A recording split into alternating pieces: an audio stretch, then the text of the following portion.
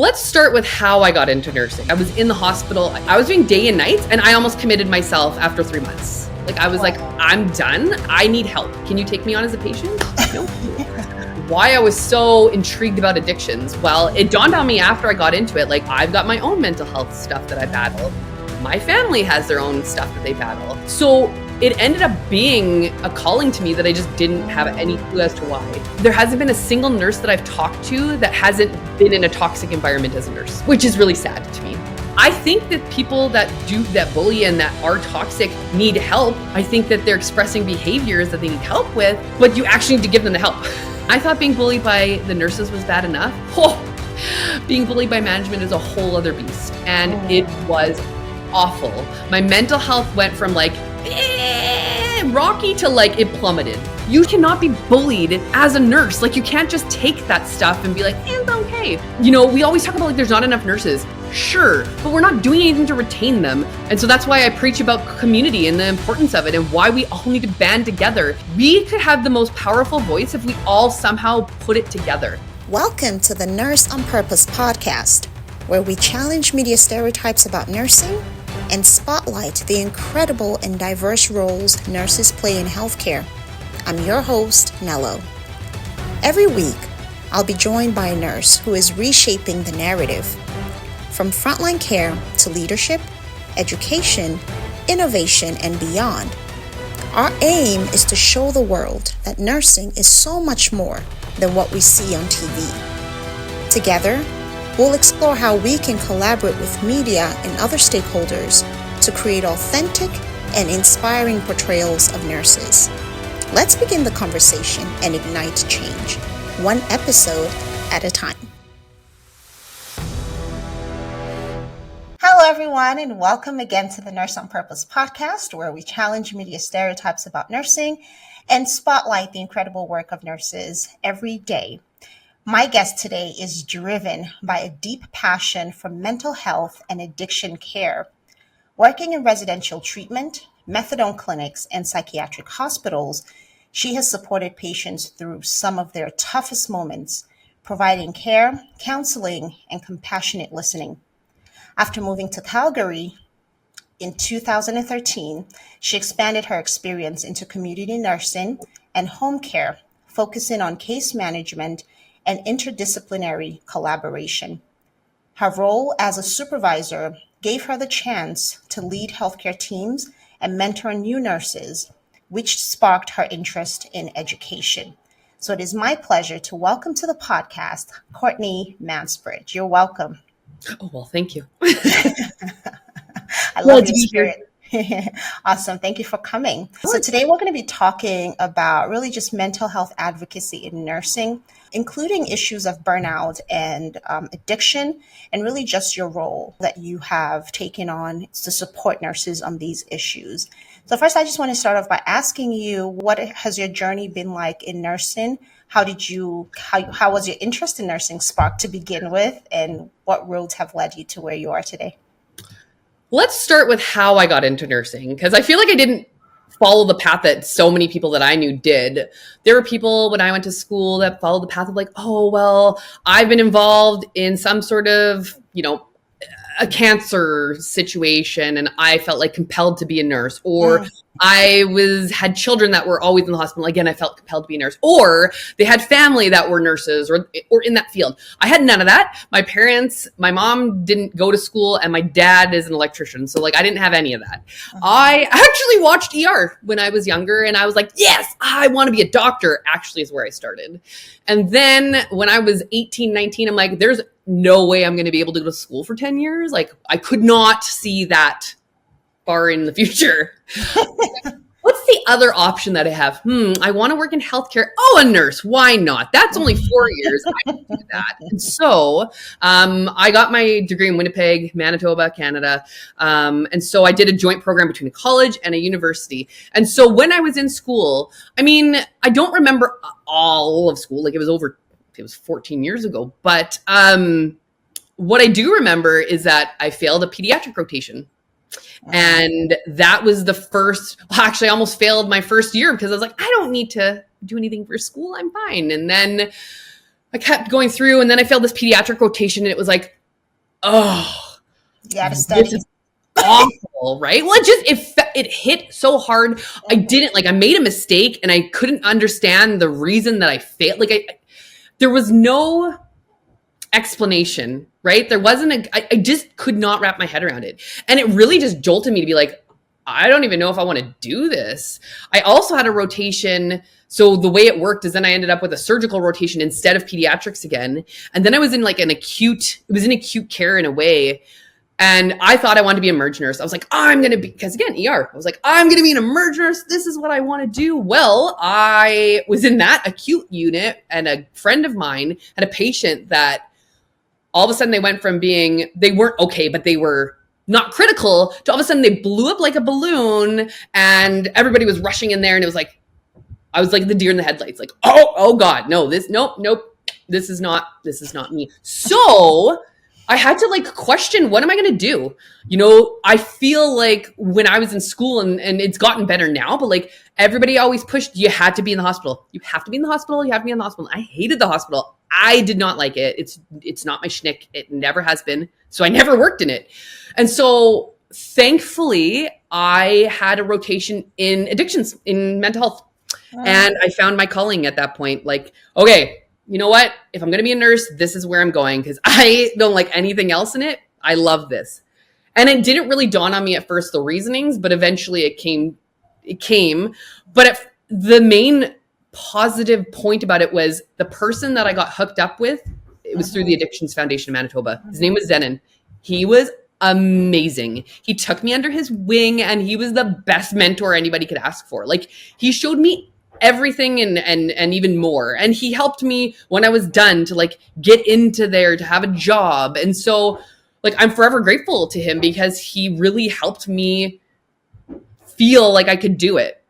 That being said, since I have become a nurse, since that time, I have questioned being a nurse for 14 years and truly why I'm in this profession a lot of the times.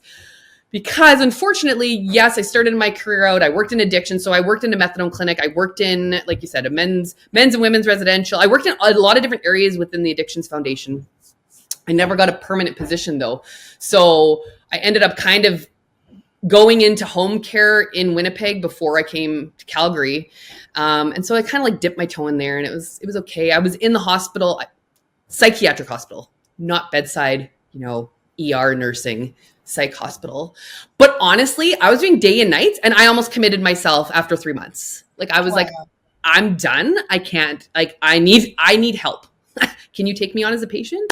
No. So I knew that just wasn't my thing. I'm not good at nights. Just with the way I am, I just am not good at it. And sorry, I feel like I'm going all over the place. I'm trying to have a timeline here of how I. That's okay. Take your time. So I did mention about the fact of why I was so intrigued about addictions. Well, it dawned on me after I got into it, I've got my own mental health stuff that I battle. My family has their own stuff that they battle. I had a grandmother who battled addiction. My father has issues with drinking. I had my own personal issues with drinking that I really didn't realize until I was older. So it ended up being a calling to me that I just didn't have any clue as to why. And it makes sense now. And it made sense, after a few years of getting into it. It's oh, I see why I love this, because it's near and dear to my heart. I've dealt with it so much. Honestly, I questioned why I didn't go into psych nursing. I was I should have went to psych nursing, but it just didn't even dawn on me. So fast forward, I moved to Calgary, Alberta, Canada in 2013. And I tried to get into addictions out here, but I started in detox. It's not my shtick either, but it was addictions. And then I kind of went into home care. I went into transition services. I went into case management on all different teams, and I stayed in that and for a decade. And I burned out of it. I was bullied. I was bullied by the nurses on the team on one team. Then I was bullied by management on another team. And then trying to find my footing during COVID on a brand new team. Yes, in home care, but brand new team, brand new area of home care for me. It was hell. It's been the journey that I've had thus far as being a nurse has been hell. And trying to build my confidence in this profession has been nothing short of challenging. And, so as we fast forward in home care, I came back, I had 2 kids within COVID. And so in 2023, I came back and, I found remote nursing sort of like I was working remotely during COVID. And I was like, this is amazing. Came back, no flexibility when I came back in 2023. And I was like, nope, I need out. I went into instruction and I did not realize how burnt out I was in home care until I went into instruction.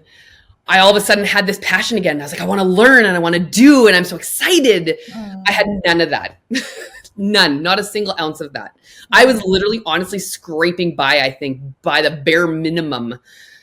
Unfortunately, because I was so burnt out. During the time within that 10 years, I was bullied. I went on a medical leave for a year. I was hospitalized for my mental health. I went through all the stuff. And so it made sense when I look back as to why I was so burnt out. But when you're in it, I don't know. I feel like most people have no idea they're burnt out, right? Yeah. It's just one of those things. And so, so now I'm in instruction. I love being an instructor. I love, being able to learn and do and all that stuff. And then I also found LinkedIn and I found social media and I've really found my voice. I have a lot to say. Surprise, surprise. I didn't know that. Again, my confidence has not necessarily been there, but I knew that the things that I had to say were important. I've always fought. I don't want to be known as a fighter, but I've always fought for what I feel is true. And so being on LinkedIn and sharing, about my burnout, about my bullying, all that stuff, it led me now to building a group on LinkedIn called Nursing for Change to try and get nurses together to build community and try to change what we have. Because unfortunately, there hasn't been a single nurse that I've talked to that hasn't been in a toxic environment as a nurse, which is really sad to me, regardless of where they are in the world. So I feel like that's kind of where I led to today. Thank you so much for sharing that. You know what? It does feel painful to hear when you say that your journey has felt like hell. That's a tough experience to have gone through something where your entire mindset was, I'm going to go and conquer the world and I'm going to do this for patients and I'm going to be this like amazing ER nurse. And then, of course, to the other fields that you decided that you were going to walk in. But it feels like a disservice to the profession when even one nurse can say that they've been bullied or there has been incivility or toxic workplaces that they've been exposed to. And so I think that there is a lot of fight now for change. There are some pioneers now who are doing great work. Teresa Sanderson, Kathleen Bartholomew, really fighting for that nurses feeding their young image versus the nurses eating their young, which has kind of always been the narrative. And it was like, that's just what we do. Like, that's just the saying. But who's going to change that? Because that's not sustainable and that's not normal. So sorry that you've gone through that. And I'm really glad that you're creating something to bring about that change and to create community among nurses. So talk about your personal experiences, because you said that there were some personal experiences that you went through that really ignited your passion to want to help others dealing with addiction, or if you feel comfortable, of course. Yeah. Oh, I'm happy to share all that. I also forgot to mention, and I want to bring this up because it also highlights another aspect of challenges and toxicity within nursing. So I also tried to get my master's. I tried to get my NP. I forgot to mention this in 2016. I did 2 years. And this was also part of the whole downfall of me getting hospitalized and everything, that piece.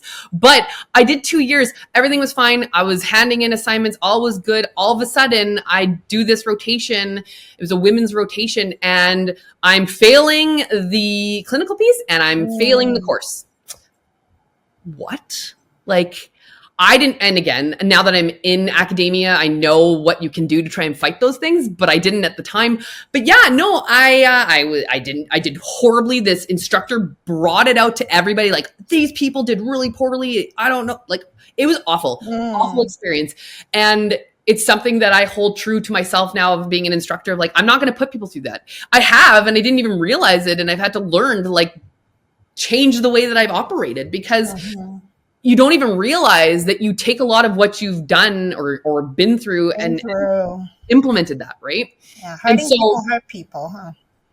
Unfortunately, you don't always mean to. And until you reflect and recognize it within yourself, you don't realize that you're doing it. And so thankfully, I've learned, you know, I've been there almost 2 years, and I've learned enough within those 2 years to try and change that around. But it was an awful experience, and I didn't go back. I didn't finish it. I didn't finish my NP. It sucks. I wish I would have.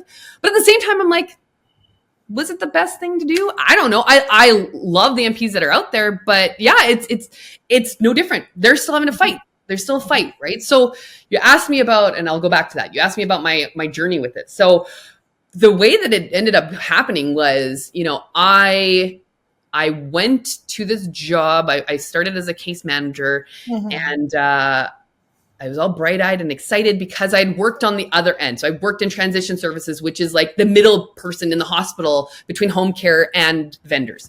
And I also worked at the vendor. And so, you know, I saw that side, which I didn't like, but I worked at the vendor. So I was like helping with the healthcare aides and supervising them and the LPNs and stuff. So finally, I'm the case manager.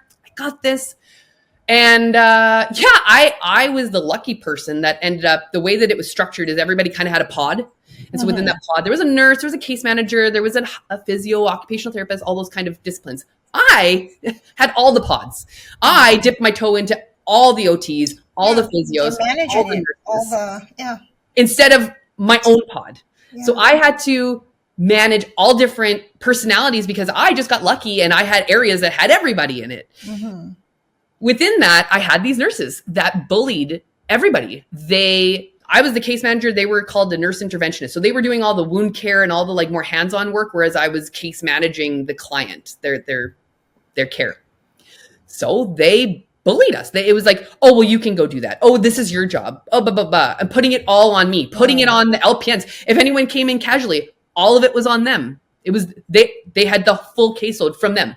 These nurses were like, oh no, they can all do it. They're new. You take my whole caseload. But what are you doing? Oh, I have all this other stuff to do. They did not. They just put it on everybody else, right? Yeah. It got to the point there, it wasn't just me. There was multiple of us. I had my lovely crew that kept me sane the 2 years that I was there. And we went to management. We had seminars about toxic work environment, all this stuff. Yet still, who ends up leaving? Me. All the people that got bullied, they left. The people that were toxic stayed.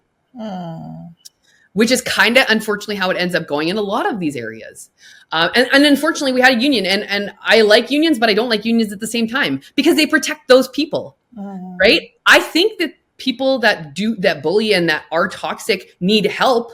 I think that they're expressing behaviors that they need help with, but you actually need to give them the help and they need to follow through. And that doesn't always happen. And so then I went from there. Then I went to another job where I was like, okay, I just need a different mindset. I got to get out of this, start somewhere else. And then I get bullied by management. And I thought being bullied by the nurses was bad enough. Being bullied by management is a whole other beast. And it was awful. My mental health went from like rocky to like it plummeted. Oh, wow. And I ended up on a stress leave for a year. I went back, and then they slapped on a note on my file, basically. The union was like, no, you should go off. Okay, cool. Then I'm not getting approval because I'm not sick enough. And then I ended up being hospitalized, and then I got for short-term disability. Like, it was hell. It was literal hell. And all because I went to this team, and because I was from the city and I came to the rural area, and I was like, what are you doing? Like, why aren't you using your laptops? Why are you writing things on boards? Like, so I brought all this excitement and innovation, and they weren't having it.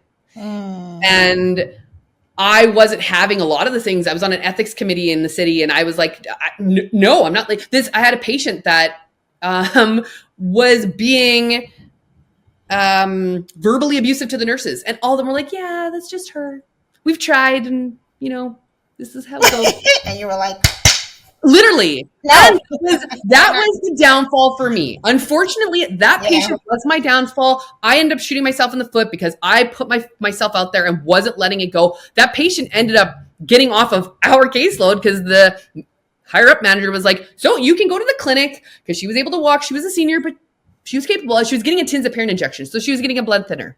So you go to the clinic or you do it yourself. She chose what she chose, which was not getting any help. And then within 6 months, this is going to sound super morbid, but she ended up dying from a stroke. But it was her choice, right? And now looking back on that, now knowing all the things I know, like that was a long time ago for me now. I would have tried harder to understand her side of things versus the way that I did operate. But still, you still cannot be bullied as a nurse. Like you can't just take that stuff and be like, it's okay. But unfortunately, because I have a big mouth, that ended up being my downfall for that job. And it was that, then it ended up spiraling and spiraling and spiraling. And everything I did was in question. I was talking with people on my team within the office and I chat. And I was told, I got to go sit back at my desk because I'm talking too much. Personal text messages were pulled to show in meetings that I had with the union to reprimand me. It was horrible. I wish it upon literally no one. And then I ended up coming back from that leave and I got accommodated because I was pregnant. And so they let me work until I had my child. And then when I had come back from that mat leave, that was the year COVID was like everything shut down and I went on to a completely different team. Yeah. And so I had to build my confidence back up. Thankfully, I did it with that team, but there was still shit on that team too. Just not as bad. So yeah, that's been my journey. Do you feel like your personality just didn't match up with theirs? Or do you think it wasn't a personality thing only, or like a personality difference thing? It was just like mean girl behavior? I think there was multiple layers to it. So for example, I just got diagnosed with ADHD last year in my 30s, which was awesome. That explained a lot of my like fighting for justice and a lot of the things that I do. So I think that had part to do with it. And I could have been maybe more refined in how I brought about my concerns. But I do also think that, for example, the managers had favorites and I wasn't one of them. And because of that, I got treated like crap. And lots of people had those experiences. I think that the nurses that were bullying were the problem. One of them ended up actually getting published in the nursing, our associate. So the nursing CRNA Nursing Association in Alberta. Yeah. She ended up being published in for the public to see that she's done wrongdoing. So I know I was in the right with what I said and what I was kind of trying to bring about, but because it was me by myself. No allies, huh? No friends? I mean, I had my friends at that one job with the nurses that were being bullied, but then we all ended up leaving because we couldn't do it. Then when I was getting bullied by management, people agreed with me, but nobody stood up with me. I just stood up by myself. And so that's why I preach about community and the importance of it and why we all need to band together. The amount of people that I see on these social media platforms that are all like doing it on their own, like we could have the most powerful voice if we all somehow put it together. Yeah. Like you said, Teresa Sanderson and some of these other nurses, like there's so many. Rebecca Love, Sarah Fung, the list goes on and on. Annis, Jen Johnson, Taylor, like Emily. I feel like I'm just name dropping everyone now, but like there are so many of us out there, even you with what you're doing, right? Yeah. We're all doing this. We're all raising our voices, but like truly we're still doing it all on our own. Yeah. When you think about it, right? We don't have impact. We need to kind of band together. That's right. There's a saying that if you want to go far, if you want to go alone, if you want to go far, if you want to go fast, but if you want to go far, you have to go together, right? Well, and so I hear you. I think that it definitely takes, huge village to make impact, right? And also to sustain it. It's important that as we have these conversations that we're also positioning people as champions, like let's say your organization, right, that you've created, has a group of people, and that each person becomes a champion in their own locale, in their Yes. own hospital, in their own whatever, to say, we're calling this initiative like Nurses Feed Their Young or whatever it is. And it's the coalition against incivility in healthcare or nursing, right? And like we come up with something like a name like that, so that if such things are happening, especially when it's happening by management, that's even worse, because who do you report to at that point? So right. So there should be it would be great to have those kinds of teams that address those issues, and their goal is to make sure that we are continually trained in emotional intelligence and communication, and interpersonal relationships and stress management. A lot of these things do have to do with like high stress levels. Like people are just 100%. tired a lot, and they don't really have, they're like, I don't have the patience to be nice to you. Like if you don't know what to do, like if you can't get it together by yourself, like I'm not the one. Like just you know.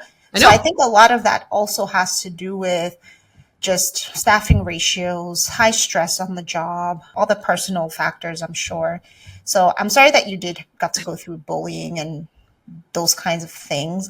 And I think you've kind of explained what bullying looks like, because I did want to ask you, like, if somebody felt like they're not sure, they're feeling some kind of hostility, but they don't know how to describe it, if they could describe it as bullying, what would they look out for?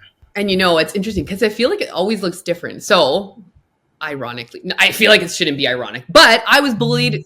I've been bullied my whole life. Like I was bullied. No, I'm so sorry. Why were you bullied? You're so wonderful as a person. Thank you. I kind of feel like I'm great, but apparently I'm an easy target. Probably because I have a big mouth and I like to talk a lot, that I'm an easy target. I don't know. But it started in elementary. It went all the way throughout high school. It continued into work and all that stuff. And so probably that's the reason I really love advocating and I want to speak up about things, because I'm like, this is not okay. Because it's happened. And so when you say that, I think it always looks different. I think that my own personal experience was like, it looked different from the nurses versus the management, right? Mm-hmm. The nurses were like, oh, well, we're just going to push this on you and push this on you. Oh, and then we're going to go to management when we don't like what you do. And like, I put one of their names in a case note. That's allowed. I'm allowed to do that. But she didn't like how it looked. And then she reported me because I did something wrong, when it ended up being founded that I was fine. But it don't put her name in anything anymore. Nope. That's not how this works. So, okay. You know what I mean? So I think that when it was with the nurses, it was being treated like I was trash. Like I could never they would never do the things that was part of their job. Everything always fell on me. I'd ask them for a favor. Nope. It was subtle, but it wasn't at the same time. Right. It was, they're not doing the things that I've asked them to do. They're not doing their job technically. They're putting it on me. They're putting it on other nurses. They're not looking like they're doing anything, but they're busy. They're going to management with complaints, but yet the complaints are not correct. Like they're not founded. So that's kind of what it looked like. And then when it came to management, like literally, I could do no right. Everything I did was questioned. A patient complained about me and I was the problem. I literally got pulled in before the union got involved. I got pulled in. I was going on a vacation. I think it was like on a Monday and I got pulled in on a Friday. I can't remember, but it was horrid. I got pulled in by myself, both the managers literally telling me my dress code wasn't appropriate. The way I talked wasn't appropriate. The suggestions that I had were inappropriate. Like literally every single thing. And the dress code, there was no dress code. That's the ironic part. Dress code didn't exist in home care. We could wear whatever we technically wanted, but my dress code was inappropriate. Like the list went on. And I bawled my eyes out because I was like, what the hell is going on? Like, oh, what am I doing? Then everything kind of kept going. So yeah, it felt like I was just constantly being targeted. So I would say to anybody who feels like they're being bullied, it's not like you're just being like, it's just like, I just don't like my job. No, you feel like you're being targeted. You feel like you don't want to go to work because you don't know what's going to happen. You feel stressed. It's pouring into your personal life. Like you're not treating other people well, or you're tired, or you're feeling depressed. You're snappy too. All that mental health stuff that you don't really realize. That's what ends up happening. You're anxious, you're depressed, you're feeling like you don't have the drive to do anything. You're putting in the bare minimum of your own work. And this is just like how you're expressing it. But the feeling Mhm. that you're getting is like, yeah, you're constantly being told that you're wrong. Yeah. So I love that you've mentioned that this is how you recognize when you're being bullied, and what should people do about it? Whew, there's that's the challenge, right? I mean, I tried all the ways. I left the job and went to a different job. I left that job and went to a different job. I went to management and tried to go all up the ladder. I went to nursing associations. I went to the union. I would say the biggest thing that like the biggest piece that you can do is find support. Make sure you have anyone in your corner so that you're not alone, because doing it alone is literally the hardest thing you'll ever do. It is not worth it. There's no point being alone in this. Yeah. You may stay longer, not by choice for that reason, but like at least you have somebody in your corner that can lift you up. Because honestly, if I didn't have anybody, I probably would have quit nursing by this point. Truly. And two, I don't even know where I would be mentally. Like I was not in a good headspace. Like I didn't necessarily, I wasn't to the point where I was going to kill myself, but I went to the hospital saying like, I knew I could get in that way, but I was like, I need help. Like Yeah. I'm not okay. So Wow. that's what I would say is find some sort of support. You know what? Use your voice. Like I know that it's exhausting. I know that people feel like they don't know what the wrath is going to be if they do. But honestly, the payout for me in the long run of like the validation when I found out that that nurse got found by our association was like, okay, it was worth it that I did what I did. You weren't crazy. And honestly, like that, sometimes you don't get the validation and it's okay. But when I use my voice and I talk to colleagues that I trust or people that that are unbiased, like that are, third parties and they agree with me, I'm like, no, I am right in what I'm saying. Like I am in the right here and it's not okay. So like use your voice, find a group of support community, like whatever you want to call them, your tribe, whatever, whoever. I always think of Taylor and the nurse tribe thing, right? Yes. Like find your nurse tribe, right? But like, yeah, like just find somebody, even if it's one person, because that's honestly the way I got through. And that's the reason I keep pushing for community, because like you said, like there's no point in doing it alone. What are you getting out of it? Nothing. Right? And I think that's the benefit of nurse coaching. I think you would make a fantastic nurse coach for people who have felt that they have been bullied, people who are currently in toxic work environments and don't know how to deal with it, how to approach the issue without getting punitive consequences back. I think you would be a great resource for them to even just talk to and connect with. I think so. So I will definitely be sharing your information with people on LinkedIn. You can connect with Thank Courtney. you. And I know that we're kind of coming to the end of our episode here. Right. Yeah, you're like, oh, now I want to keep going. Well, the plan was that we were going to talk about like mental health and go one direction, but hey, look at it completely. There we go. Well, this all kind of affects our mental health, and we are going to go there because I want to talk about not only resources, but, just that continuous epidemic of burnout and mental stresses in nursing. And there's such a stigma around it too, because I feel like nurses want to be strong and nobody wants to show that things are getting to them.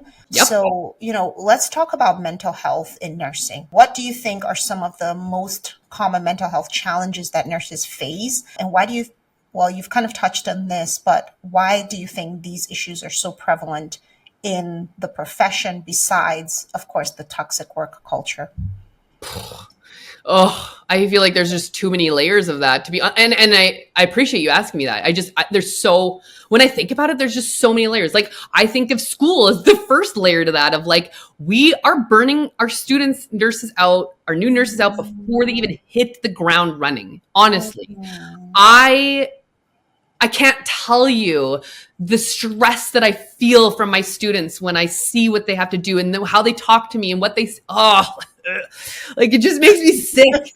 And I know that a lot of us in like where I am feel the same way, and we are trying to push for that, but like it's sickening. It's sickening that they have to get 80, 90, like an A plus average to get into the schools out here, like RN, to get their degree. They have to get an average of 90%. Like, are you kidding me? Yeah. Yeah. How is that? So there's Yeah. your first go. How many other layers? The toxicity, leadership, not knowing what they're doing and not getting the help to figure out what they need to do. The healthcare system being awful. And we always talk about like there's not enough nurses. Sure, but we're not doing anything to retain them. We can recruit a bazillion nurses, kind of like teachers, right? Like we can recruit They're them. exiting. We're not keeping them. Nurses don't stay in the profession. I think it's an average of like within the first 2 years, they're quitting for life. Like, what is going on? That in itself should speak volumes as to the way that we need to change things. Is it because, again, are they burnt out before they even get in there? And then they're in this environment that's toxic. It's inflexible. It's not meant to house people, right? Like it's not meant to house humans. I don't know how we as robots apparently have worked for decades, some of us, but that's how I feel sometimes I have been as a robot, because when I look at it, like, how have I been doing this for over a decade and I'm still here, like with the things that I've dealt with, and I haven't even worked in the hospital. I've only worked in the community. So there's so many pieces to that. And like when it comes to the mental health piece, anxiety, depression, addiction, undiagnosed mental health, right? ADHD, probably bipolar. Like there's so many things. So I think that the toxicity and the bullying and all that stuff like amplifies a lot of the mental health stuff, but I also think it causes PTSD in a lot of people. Like I have it, unfortunately, from the years of it, and it just keeps getting amplified by it, right? And new nurses coming out, and some of them are quite confident, but not all of them are, breaking that confidence too, like add to the mental health piece of it, right? I think that there's also not enough out there, like with mentorship. I know nowadays, because there's not enough nurses, there's not enough options for mentorship for new nurses. I had an amazing, like I said, mentor. That doesn't happen. When nurses are going out into the profession now, they have to be ready. They need to be out there ready to go now. Yeah. How do you prepare them? Being in school, challenging, right?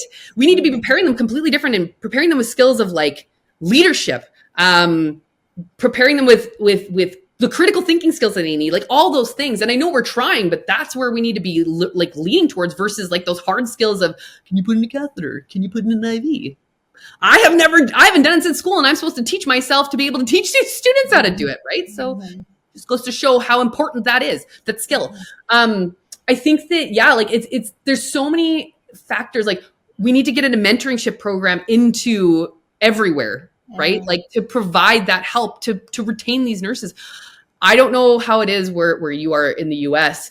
I know in Canada, depending on where you work, some insurance companies have, where I was, it was like $3,000. They upped it during COVID to $3,000 a year for psychiatric care, like mental health care.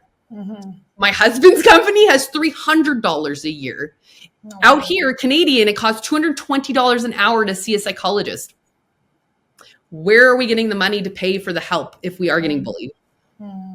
There's so many pieces. So like, and the free services, you're on a waiting list for forever, right? So where are you getting the help? So when you do end up having this happen and you're burnt out and you need this help, where's the help? So for people who are supposed to be giving that care, we should understand best how to care for one another, right? And be less of a burden to the healthcare system with things like mental health issues that stem from bullying. Of course, there's mental health issues from other things, but they shouldn't be coming from the way that we're treating each other as nurses, as colleagues.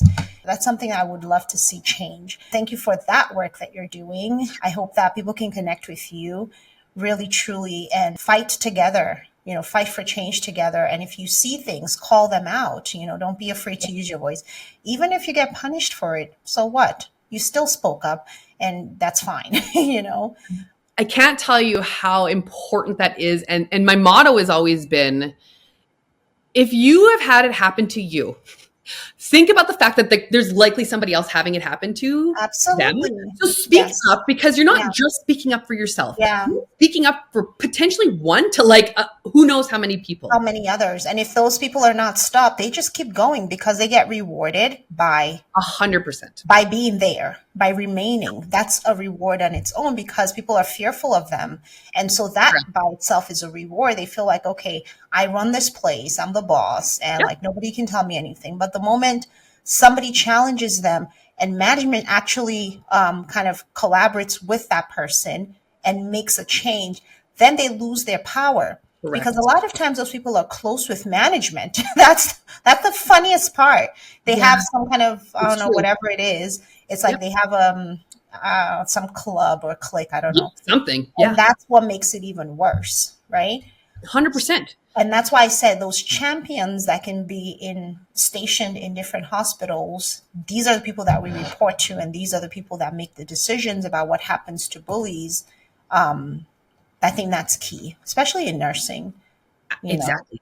I would love if, I'm sorry, I didn't mean to cut you off. I would love if we could, like, honestly, I started this group on LinkedIn. I never in a million years would I have thought to start this group. I talked to a few other nurses, Wendy Pereira, Anastasia, and I was just chatting with them and like, you could be a leader, like, right? And you should start a group, because I was explaining all this stress that I'm feeling of seeing what everybody's posting. And they're like, you could do it. And I was like, no. And I started, and it's now almost up to 200 people in this group since December.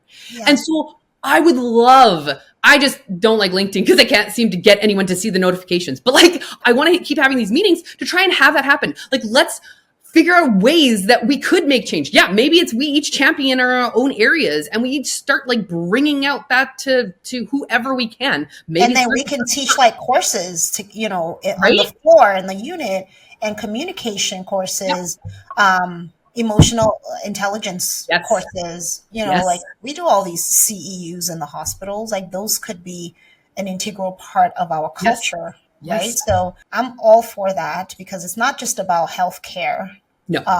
for the patient. It's also about our mental health, our safety, the joy that we feel coming to work. All of those things affect us, even viscerally, right? Oh, All of a sudden Yeah. you have diarrhea It's just your brain. thinking about going to work. yeah. It's not just your brain. You Yeah, feel it. exactly. You feel it Yeah, everywhere. Yeah, for sure. Do you feel like you are in a better place now that you've transitioned into education? Yeah. Oh, yes. Yeah. I feel like mentally I am 100 times better getting out of where I was. I still feel like I have a lot of work to do, but I do feel like I'm stronger than I ever have been. I use my voice in more constructive, productive ways now, but I still use it. I haven't stopped using it. And I will never stop using my voice. Yeah. And honestly, finding the people that I've found on social media have just given me that much more power to be like, okay, I know that I'm capable. I know that the things that I say have meaning and they help people. And so that's what I want to keep broadcasting to people. Like I've talked to people about starting a business and I'm like, I don't know.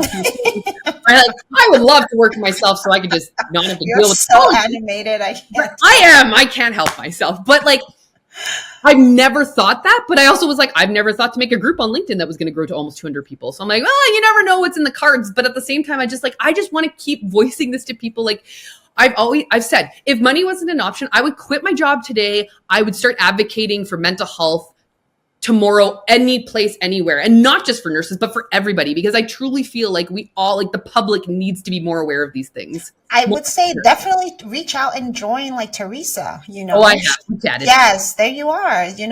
She's already in that grind doing something. She's already bringing her services to hospitals and teaching and community. Well, I guess you're in Canada, so I'm not That's sure the how that challenge, would translate, right? but still, you could be the pioneer for nurses feeding their young in Canada.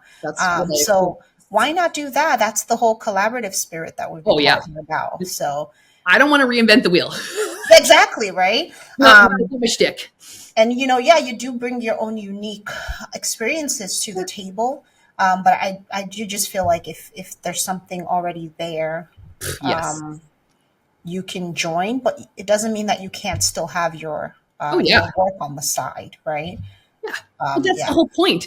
I don't think when I keep talking about people collaborating and some of these big names, any of these people, I am not saying that you should like dissolve your business and Of like course. you Of just, course. we all join together and we're all just Yeah, this one of course. blob. Yeah, of No, course. I am saying that you each keep your own business and we band together Right. to uplift your business, to Right. uplift each other, Yeah. because we're more powerful when we all come together. Yes. That's why unions can be powerful when they're great, because there's enough people using their voice. That's Yeah. why associations are powerful, because there's enough people Yeah. signed on. Yeah. We need to be a union, association, not maybe those titles, but you know what I mean? Like you said, a coalition. Whatever the title is, Yeah. we need to do those things in order to be powerful. Yeah. Yeah, for sure.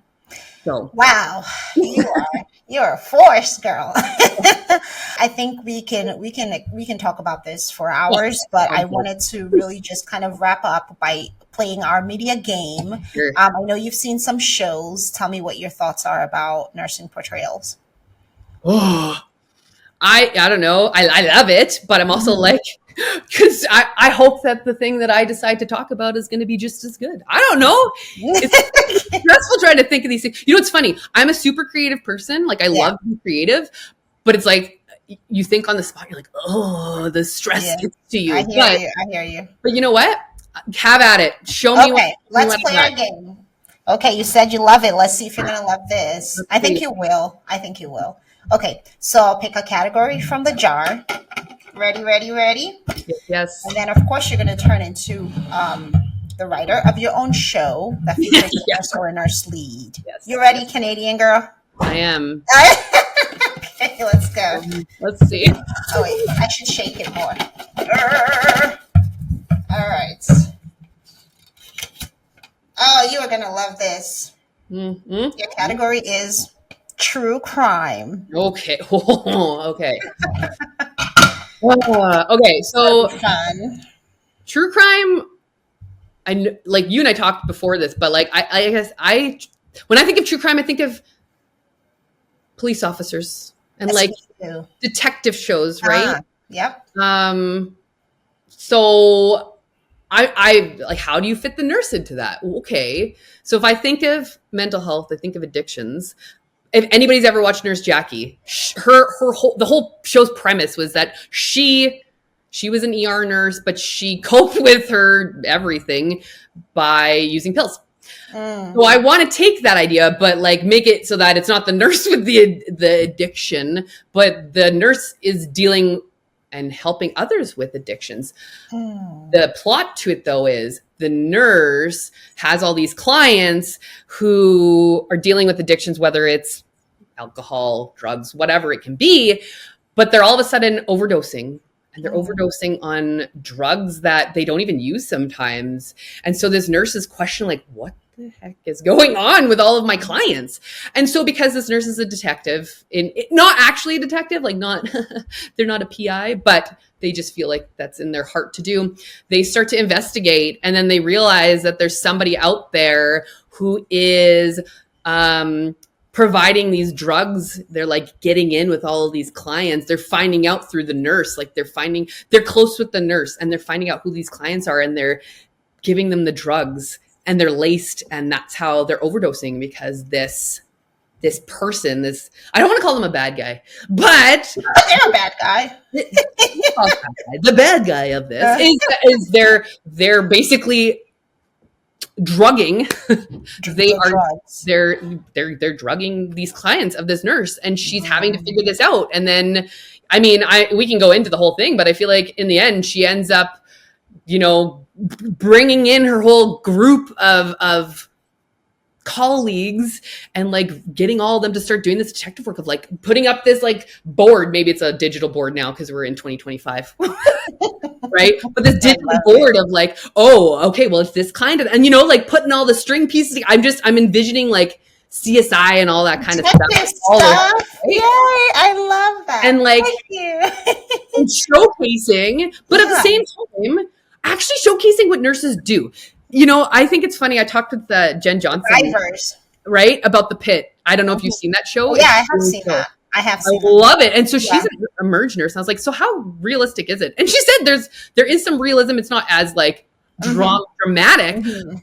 but like there are some realistic things. And even I can see there's realistic things about the nurses in that show. We need to have more representation as a nurse in that, right? Mhm. Like Mhm. I can't remember where I heard it, but like I think that maybe it was Jen too, that she said that the nurse on Grey's Anatomy that's been on there for 20 years It's a real nurse. has never had a speaking. Never had a word. Yeah. Until like this last season. And she is a real nurse. Yeah, like what? They're always there. These shows about doctors. Well, hi. Completely absent. So I think, and maybe not maybe my show. Who knows? Maybe someone will pick my show up. But Right. I just think that it would be awesome for us to showcase nurses and in Hollywood. Yeah. So that maybe people could see what we do and that maybe people could start to recognize, the public could recognize the shit that we go through and start to realize that nursing isn't just about caregiving and nursing isn't about just like us being subservient humans, right? Yeah. Amazing. That was an amazing answer. Thank you so much for sharing. We are out of time. I want you to tell people where they can find you really quickly. Okay. Well, on LinkedIn, you just can search my name, Courtney Mansbridge. I started a page on Instagram, Nurses for Change, and my name is well on TikTok. Awesome. I don't have a website yet, but like, hey, who knows? That's awesome. It's in the works, I'm sure. So Instagram, Nurses for Change. LinkedIn, Courtney Mansbridge. All of that information will be in the show notes. Would you recommend anyone else to be a guest on the show if you could? Oh, so many people, huh? I mean, I know you already had Taylor, but like, I had Taylor, yeah. Emily, Jen, who else? Aneth, Allie. Okay. I think that's Allie, one. I think would be Allie, yeah. I haven't seen him in a podcast. I'm sure he has been, but he would. I would love to hear him on a podcast. Yeah. I don't know. Like, have you? Teresa Sanderson would be awesome. I just interviewed her. There you go. See, I'm like all the people you're naming. I'm like, yep, got them. And then when I think about it, like, there's so and. Honestly, sometimes I want to bring about the Canadian nurses because there's Olivia Holland. There you go. She's a Canadian nurse. She's awesome. Kimberly Fleck. Her and I just started to chat. She's a Canadian nurse. Sarah Fung's a Canadian nurse. Yes, I have Sarah Fung coming on next week. and the only reason I say that is because there is a huge following of American nurses, and you guys are all doing phenomenal. And I love the amount of you that are out there. But the challenge is that Canada and US are still different and we still operate differently. And so hearing how things are out here would be awesome. So yeah, those are some names. I don't know. I'll send you more when I can think. No worries. Thank you. You gave me an amazing list and I'm grateful for that. And I'm so grateful to have had you on the podcast. Thank you. Thank you for being here. Thank you for sharing your story. Even though the journey has not been easy, I'm grateful that you have found a tribe, a community of people, and even forming another community to help others that have been through or are still going through the same thing. So very proud of you. And I admire you greatly. Thank you for the work that you're doing and for sharing the truth about nursing, because nursing is not all rainbows and butterflies. We know that. And this podcast is not here to promote that idea, but to truly just show the entire picture of nursing. And I'm glad that you were able to bring to light some of the ills that nursing faces. So thank you so much for sharing. Thank you guys so much for watching. It's been such a pleasure to have Courtney Mansbridge on the podcast. And until next time, take care. Thank you.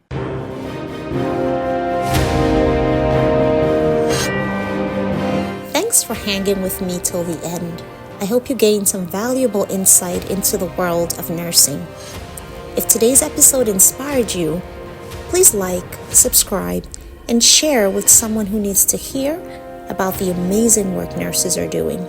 Let's keep breaking stereotypes and reshaping the narrative together. I'll see you next time.